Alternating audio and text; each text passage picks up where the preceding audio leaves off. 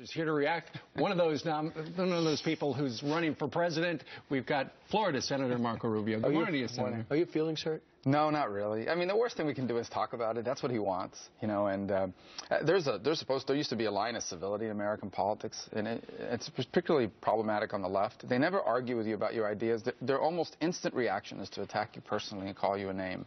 And I'm not saying people on the right don't do it too, because it happens, but it's so much more common on the left. I mean, if you read or hear most of the criticisms of me, it's always personal, and it didn't bother me. I mean, it's what it's become, but you know, I wish him well in his retirement. Is it hard on your family, though?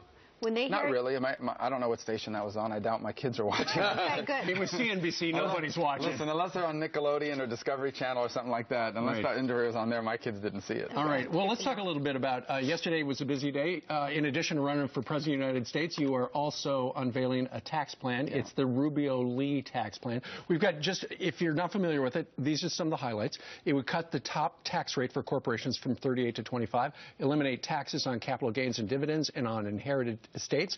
For individuals or families, it would reduce 7 tax brackets to 2. You'd either be in the 35 or the 15, and it would create a new tax credit worth up to $2,500 per child. Why are you and Mike Lee doing this? There's 2 aspects of this tax plan. The first is pro-growth, and multiple groups have looked at this plan and have said there is no more pro-growth plan out there because we make America the best place in the world to invest and to do business in.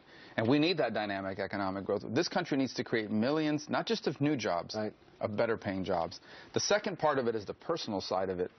And we lower taxes on over 9 out of 10 Americans, the vast, enormous majority of Americans. But in particular, help families that are raising children. And I'll tell you why that's important. They are raising our future taxpayers. Social Security and Medicare is funded as pay-as-you-go, which means today's workers are funding today's Social Security. My mom is on Social Security. So when we pay in every month to Social Security, we're funding that. The future payers of my Social Security and your Social Security are the children of today, and parents that are undertaking the expense are investing in America's future. And so the tax plan adds to the child tax credit in recognition of the fact that the tax code currently penalizes families with children. So a lot of people are saying, look, I don't know if you heard last week, it turns out our deficit's growing again. Up to $480 billion are out of whack, along with the $18 trillion we started the year with. And you're saying less revenue, and I promise you growth. Well, actually, after 10 years through this plan, if you look at it 10 years from now, it'll actually be revenue positive because of the economic growth aspect. But here's the other point. Even if this tax plan raised taxes, it still wouldn't cut the debt or even make a dent on it. That's because something else. So here's what we need to do. You have to do 2 things to deal with the debt. You have to grow your economy rapidly, not slowly, not 2% a year, fast. This plan does that.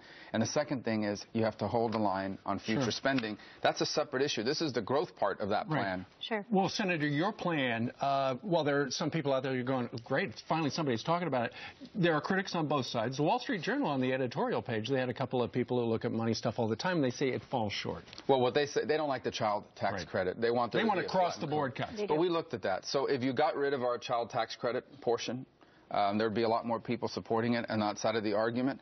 But we'd only be able to cut the rate by 2%. In essence, that's what we're really arguing about here. And in reality, but I think it's much better to say the way we deal with it on this plan is there is a penalty today in the tax code. You take 2 families, same income, same deductions. One has 4 children, one has none. They're paying the exact same tax rate. Our point is the family raising children are investing. If they were investing in a machine, it's a great way to look at it. If they were investing in a machine, they could write it off their taxes. They're investing in people, our future Americans, our future taxpayers. The tax code should recognize that. I love how you frame that up. And by the way, your rollout and your announcement was dynamic. It really was. Many people thought that Hillary Clinton was trying to undercut your announcement and kind of beat it down a bit, when in fact she got out to a slower start. She's actually been out there trying to really portray a narrative that says, I'm every woman. Do you believe that Americans will buy that? Well, we'll see. It's going to be a long campaign, and certainly she's going to do the best she can to position herself. I'm proud of what we did. I'm glad we were able to do it at the Freedom Tower that holds some symbolic power in our community in Miami. And we'll see. It's going to be a long road, but I feel very confident in our message and that no one will work harder than we will. Senator, no doubt about it. No one questions your work ethic and how much you've accomplished at such a young age.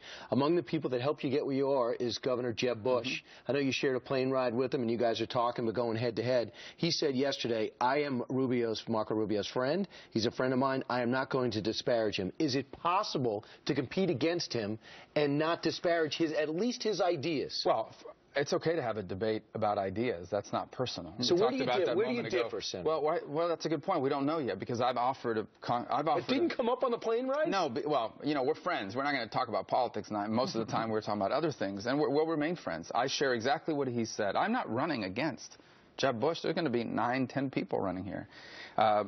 I've put out my ideas. Other people will have their ideas. I know it's high-minded, but what I hope is everyone will talk about what they are for, and then let Republican voters and ultimately the American people choose who they want their next president to be.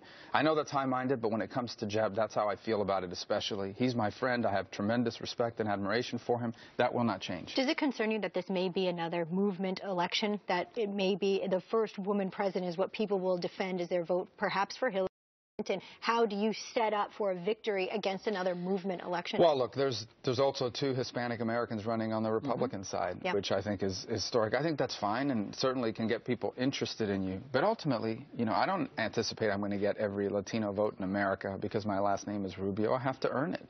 Who is standing for the issues that are best for them and for their families? Sure.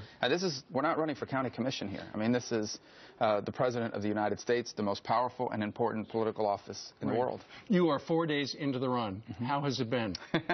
Busy. But it's been fun. Look, it's a unique opportunity. Few Americans have a chance to do. I'm honored and humbled by the chance to do it.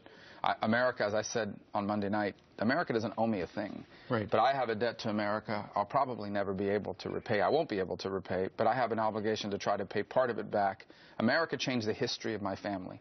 And I just want the people who today are trying to do what my parents did to have a chance. Just make sure in your first week, if you go to a Chipotle, I went last night.